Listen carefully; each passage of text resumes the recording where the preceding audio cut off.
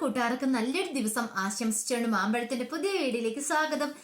നമുക്ക് നേരെ കിരണിന്റെയും കല്യാണിന്റെയും ഇന്നത്തെ നല്ലൊരു വിശേഷം കണ്ടാലോ. ഇന്നത്തെ വിശേഷത്തെ കാണിച്ചിരിക്കുന്ന മനോഹർ ഇങ്ങനെ ആലോചിച്ചുകൊണ്ടിരിക്കുകയാണ്. ഇപ്പൊ സരയുവിനെ വിട്ടുകളഞ്ഞാലും കുഴപ്പമില്ല, ഒരു പുതിയൊരു പുളുങ്ങുമ്പോ താൻ കയറി പിടിച്ചിട്ടുണ്ട്. മേഘന കൊള്ളാം, തന്റെ ബിസിനസ് അത് തന്നെയാണല്ലോ, അവളെ ഒന്ന് വിളിച്ചു നോക്കിയാലോ. അങ്ങനെയൊക്കെ ഓർത്തോണ്ട് നേരെ എന്ത് ചെയ്യണം, ഫോൺ എടുക്കുകയാണ്. അവളുടെ ഫോൺ നമ്പർ കിട്ടിയിട്ടുണ്ട്. മേഘനയെ വിളിക്കുകയാണ്. ഈ സമയത്ത് മേഘന കിടക്കാനായിട്ട് ബെഡ്ഷീറ്റ് ഒക്കെ കുടഞ്ഞു വിരിച്ചുകൊണ്ടിരിക്കുന്ന സമയത്താണ് ഫോൺ ബെല്ലടിച്ച് നോക്കി. പരിചയമില്ലാത്തൊരു നമ്പരാ. ഹലോ, ആരാന്ന് ചോദിക്കുക. അല്ല, എന്നെ മനസ്സിലായില്ലേ? ഇല്ല, മനസ്സിലായില്ല. അല്ല, ഇന്ന് പകല് നമ്മളൊന്ന് കണ്ടുമുട്ടിയായിരുന്നു, ഓർക്കുന്ന ടെക്സ്റ്റൈൽ ഷോപ്പിന് മുന്നിൽ വെച്ച്. ഓ, മനസ്സിലായി, ഞാൻ ടോണി തോമസ്. മനസ്സിലായെന്ന് പറയാം. അല്ല, എന്താ സാർ ഇപ്പൊ വിളിച്ചത്? അല്ല, എനിക്കെന്തോ മേഘനെ കണ്ടപ്പോൾ മുതൽ മനസ്സിനെടുത്ത് ഞാൻ എവിടെയോ മുമ്പ് കണ്ടിട്ടുള്ള പോലെ. അത് ഞാൻ കുറെ ഇങ്ങനെ ആലോചിച്ചു. ഒരു വട്ടമല്ല, പല വട്ടം ഞാൻ മേഘനെ കണ്ടിട്ടുള്ള പോലെ എനിക്ക് തോന്നി. പക്ഷേ ഞാൻ സാറിനെ കുറിച്ച് ആലോചിച്ചായിരുന്നു. എന്താണെന്നറിയാവോ, ഞാൻ സാറിനെ കണ്ടിട്ടില്ല, അത് തന്നെ. പക്ഷെ അങ്ങനെയല്ല, എനിക്ക് എന്തോ ഒരു പരിചയമുള്ള പോലെ തോന്നും. എന്നാ ശരി സാർ, ഞാൻ വെച്ചോട്ടേന്ന് ചോദിക്കുക. ഒരു മിനിറ്റ് ഒന്ന് എനിക്ക്. എന്താ സാർ, എന്താ കാര്യം? അല്ല, എന്തെങ്കിലുമൊക്കെ ഒന്ന് സംസാരിക്കാലോ. ഞാൻ ഇങ്ങോട്ട് വന്നേ പിന്നെ ഞാൻ ആകെപ്പാടെ ബോറടിച്ചിരിക്കുക. ഇങ്ങനെ ആരെങ്കിലുമൊക്കെ വിളിച്ച് സംസാരിക്കുമ്പോഴേ എനിക്കൊരു മനസ്സിന് സന്തോഷം കിട്ടുന്നേ. അതുകൊണ്ടേ ഞാൻ കിടക്കാൻ പോകുന്നതിന് മുമ്പ് ഞാനൊന്ന് വിളിച്ചേന്ന് പറയാം. അല്ല, ഇപ്പൊ സാറിന് എന്താ വേണ്ടേ? അല്ല, എവിടെയാ മേഘന താമസിക്കുന്നേ? ഞാനോ കൃത്യമായിട്ട് സ്ഥലപ്പേരൊന്നും എനിക്ക് അറിയില്ലെന്ന്. സ്ഥലപ്പേര് അറിയില്ലേ? അതെന്താ? ഞാൻ പുതിയതായിട്ട് ഒരു കമ്പനി ജോയിൻ ചെയ്തായിരുന്നു. അപ്പൊ അവിടുത്തെ MDയുടെ വീട്ടിലാണ് താമസിക്കുന്നേ. ഇനിയിപ്പോ ഇവിടുന്ന് മാറണമെന്ന് പറയാം. ആണോ?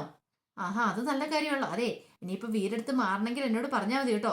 ചെറിയ റെന്റിന് കിട്ടുന്ന വീടൊക്കെ എന്റെ കസ്റ്റഡിയിലുണ്ട്, ഞാൻ തരപ്പെടുത്തി തരാന്ന് പറയാം. എന്നാ ശരി, ഞാൻ വെച്ചോട്ടേന്ന് ചോദിക്കാം. ശരി. ഈ സമയത്ത് അങ്ങോട്ട് സരയു കടന്നു വരുന്നുണ്ട്. പെട്ടെന്ന് ധൃതി പിടിച്ച് മനോഹർ കോള് കട്ട് ചെയ്യുവാണ്. സരയു എന്ത് ചോദിച്ചു? അല്ല മനുവായിട്ട്, ആരാ കോള് വിളിച്ചേ? അതോ, അതെന്റെ ഒരു ബിസിനസ് പാർട്ണർ ആണെന്ന് പറയാം. ബിസിനസ് കാര്യത്തിന് വേണ്ടി വിളിച്ചാന്ന് പറയാം. അല്ല മനുവേട്ടൻ എന്താ പെട്ടെന്ന് കോള് കെട്ടിയതേ? അത് മോളൂ, ഈ ബിസിനസ്സും കുടുംബമായിട്ട് നമുക്ക് കൂട്ടുകൊഴിക്കാൻ പാടില്ല. മോള് ഇങ്ങ് വന്നപ്പം പിന്നെ ഞാൻ അവരോട് സംസാരിച്ചുകൊണ്ടിരിക്കുന്നത് ശരിയല്ലോ, അതുകൊണ്ടല്ലേ ഞാൻ മോളിനോട് സംസാരിച്ചെന്ന് പറയാം. എന്നാലും അതൊന്നും കുഴപ്പമില്ല, എന്നെ കണ്ടുകൊണ്ട് ഫോൺ വെക്കേണ്ട ആവശ്യമില്ല. എന്നാലും അതല്ലല്ലോ എന്റെ ശരി. ഇതുവരെയായിട്ടും പക്ഷെ നമ്മൾ പോകുന്ന കാര്യവും തീരുമാനിച്ചില്ലേ? അല്ല, അത് ഞാൻ ശരിയാക്കുന്നുണ്ട്. എംബസി ഞാൻ പറഞ്ഞിട്ടുണ്ടെന്ന് പറയാം. പക്ഷെ സരുവിന് അതൊന്നും മനസ്സിലായില്ല എന്താന്നുള്ള കാര്യം. ആണോ? എത്രയും പെട്ടെന്ന് ഇനി പോകണം, എന്നിട്ട് വേണം എനിക്ക് അവിടെ പോയി എന്ന് സൂഹിക്കാനായിട്ട്. കുറച്ച് ഫോട്ടോസൊക്കെ എടുത്ത് അയലത്തെ അവൾക്കൊന്ന് ഇട്ട് കൊടുക്കണമെന്ന് പറയാം. ഇത് കേട്ടപ്പം മനുവിന്റെ മനസ്സിലാണെങ്കിൽ വല്ലാത്ത ദേഷ്യമാണ് വന്നത്. ഇവൾക്ക് എപ്പോൾ നോക്കിയാലും അമേരിക്കയ്ക്ക് പോകുന്നൊരു കാര്യം മാത്രമേ പറയാനുള്ളൂ, വേറൊരു ചിന്തയില്ല ഇവക്ക്. എന്തായാലും കുറച്ച് നാളും കൂടെ ഇങ്ങനെ ഉന്തിയാൽ മതിയല്ലോ. എത്രയും പെട്ടെന്ന് ഇവളുടെ കുറച്ച് സ്വർണ്ണമെങ്കിലും അടിച്ചു മാറ്റിക്കൊണ്ട് പോകണം. അങ്ങനെ സരുവിനെ ചേർത്ത് പിടിക്കുകയാണ്. പിന്നീട് രാത്രി മേഘന കിടക്കാൻ കിടന്നു കഴിഞ്ഞ് മേഘനയുടെ മനസ്സിലേക്ക് പെട്ടെന്ന് ആ ദുസ്വപ്നങ്ങളൊക്കെ കടന്നു വരുവാണ്. അർജുനെ ഓടിക്കുന്നു, അർജുനെ ഓടിച്ചിട്ട് വെട്ടുന്നു, ഇതെല്ലാം കണ്ടിപ്പോൾ സ്വപ്നം കണ്ടു കഴിഞ്ഞാൽ പെട്ടെന്ന് മേഘന ഞെട്ടി കണ്ണു തുറക്കുവാണ്. അർജുനേട്ടാന്ന് വിളിച്ച് അലറി വിളിച്ചോണ്ട്. മേഘനയ്ക്ക് പിന്നീട് ഉറങ്ങാനേ സാധിക്കുന്നുണ്ടായിരുന്നില്ല. അപ്പൊ ഇതിനിടയ്ക്ക് ഒരു സംഭവം കൂടെ നടന്നിട്ടുണ്ടായിരുന്നു. മേഘന കിടക്കാൻ തുടങ്ങി കഴിഞ്ഞപ്പോഴത്തേനും കല്യാണി ഞങ്ങൾ വന്നിട്ടുണ്ടായിരുന്നു. കല്യാണി വന്നിട്ട് ചോദിച്ചു, അല്ല മേഘന ഇതിലായിട്ട് ഉറങ്ങിയില്ലേന്ന് ചോദിക്കുകയാണ്. ഇല്ല, ഉറങ്ങിയില്ല. അതെന്താ ഉറങ്ങാത്ത? ഞാൻ ഉറങ്ങാൻ കിടക്കാൻ തുടങ്ങുമായിരുന്നു. ആ സമയത്ത് ഒരു കോള് വന്നായിരുന്നു, അതുകൊണ്ട് എനിക്ക് ഉറക്കം വന്നില്ല എന്ന് പറയണം. ഓ, ആരാ വിളിച്ചേ? പരിചയക്കാരായാലും വേണം? അതറിയില്ല, എനിക്ക് പരിചയമില്ലാത്തൊരു നമ്പരിൽ നിന്നാ കോള് വന്നേ. പക്ഷെ ഇന്ന് പകല് ഞാൻ അയാൾ അവിടെ വെച്ച് കണ്ടായിരുന്നു. അയാളുടെ പേരെന്തോ ടോണി തോമസ് എന്നാ പറഞ്ഞേ. ഇങ്ങനെയുള്ള ആൾക്കാരെയൊക്കെ സൂക്ഷിച്ചോ. ചിലരൊക്കെ ഇങ്ങനെ അടുത്ത് വരും, നമ്മുടെ ഒരു പരിചയമില്ലാത്ത ആൾക്കാരെ പരിചയം ഉണ്ടെന്നൊക്കെ പറഞ്ഞുകൊണ്ട് പിന്നീട് അവരിടയ്ക്കിടയ്ക്ക് നമ്മളെ വിളിക്കാൻ തുടങ്ങും, ഓരോ പേരും പറഞ്ഞുകൊണ്ട്. അത് അവന്മാർ ചിലവന്മാരുടെ ശീലം. അത് കുറെ ഭാര്യമാരൊക്കെ ഉള്ളതൊന്നും ആയിരിക്കും. അവന്മാരൊന്നും ഒരിക്കലും വിശ്വസിച്ചുകൂടാന്ന് പറയണം. പെട്ടെന്ന് മേഘന പറഞ്ഞു, ഞാൻ അത്രക്കാരെയൊന്നും ഞാൻ സാധാരണ അടുപ്പിക്കാറില്ല എന്ന് പറയണം. ശരി ശരി, മേഘന കടന്നു എന്ന് പറഞ്ഞിട്ടായിരുന്നു പോകുന്നേ. പിന്നീട് പിറ്റേ ദിവസം രാവിലെ മേഘന എഴുന്നേറ്റ് കഴിഞ്ഞിട്ട് ബെഡ്ഷീറ്റൊക്കെ മടക്കി വെച്ചിട്ട് ഇനി ജനലൊക്കെ തുറന്നിടുകയാണ്. അപ്പൊ ജനലിന്റെ അവിടെ നിന്ന് പുറത്തേക്ക് നോക്കി കഴിയുമ്പോഴത്തേനും ആ കാഴ്ച കാണുന്നേ. മനോഹർ അവിടെ നിന്ന് അപ്പുറത്തെ വീടിന്റെ അവിടെ നിന്ന് എക്സസൈസ് ചെയ്തുകൊണ്ടിരിക്കുന്ന കാഴ്ച. ഈ കാഴ്ച കണ്ടതും മേഘന ഒന്ന് ഞെട്ടി. ഇത് അയാളല്ലേ ഇന്നലെ ടെക്സ്റ്റൈൽ ഷോപ്പിൽ വെച്ച് കണ്ടേ തന്നെ ഫോൺ വിളിച്ച അയാള്? കൊള്ളാലോ, ഇയാൾ ഇവിടെയാണ് താമസിക്കുന്നത്. മേഘന നേരെ അടുക്കളയിലേക്ക് അങ്ങോട്ട് ചെല്ലുവാണ്. ഈ സമയത്ത് കല്യാണിയും ദീപ അടുക്കളയിലുണ്ടായിരുന്നു. മേഘന ചെന്നിട്ടപ്പോ ദീപ ചോദിച്ചു, എന്താ മോളെ, ചായ എന്തേലും വേണോന്ന് ചോദിക്കണേ. ഒന്നും വേണ്ട ആന്റി, ഞാൻ സഹായിക്കണോ? ഞാൻ എന്താ ചെയ്തു തരണ്ടേ? ഒന്നും ചെയ്യണ്ട, മോക്ക് എന്താ വേണ്ടതെന്ന് പറഞ്ഞാൽ മാത്രം മതി, അത് ഉണ്ടാക്കി തന്നോളാന്ന് പറയാം. മേഘന കല്യാണി ചോദിച്ചു, ഒന്ന് അങ്ങോട്ട് വരാമെന്ന് ചോദിക്കുകയാണ്. എന്താ കല്യാണി? അല്ല എന്താ മേഘനെ?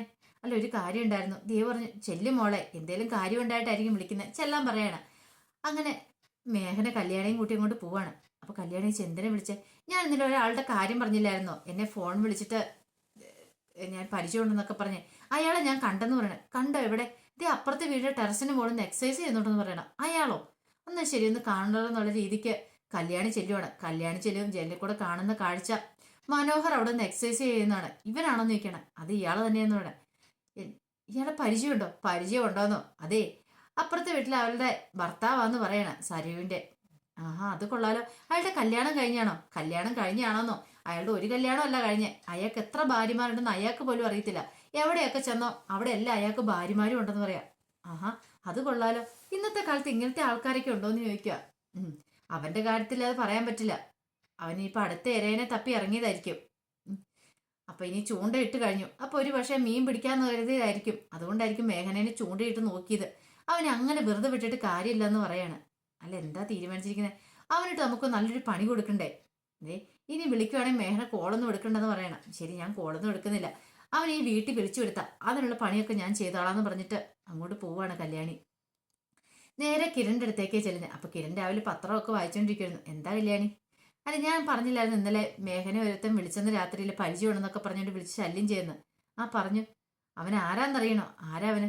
അതാണ് നമ്മുടെ അപ്പുറത്തെ വീട്ടിലെ സരയുവിന്റെ ഭർത്താവ് മനോഹർ എന്ന് പറയണേ. മനോഹറോ? അവനോ? അതെ അതെ. ആഹാ, അപ്പം പിന്നെ അവൻ പുതിയ മേച്ചിൽപ്പുറം തപ്പാൻ തുടങ്ങിയില്ലേ? കൊള്ളാലോ. ഇതങ്ങനെ വെറുതെ വിട്ട് കാര്യമില്ല കല്യാണി. നമുക്ക് എന്തെങ്കിലും ഒരു പണി കൊടുക്കണ്ടേന്ന് ചോദിക്കണം എന്നിട്ട്.